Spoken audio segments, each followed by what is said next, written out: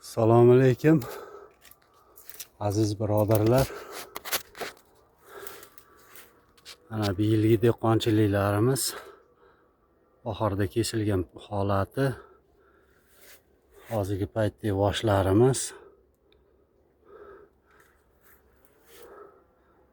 Ana boshimiz 3 boshdan. 1 bosh, 2 bosh, 3 bosh. 2 boshi ham o'zi 3 boshdan farqi yo'q.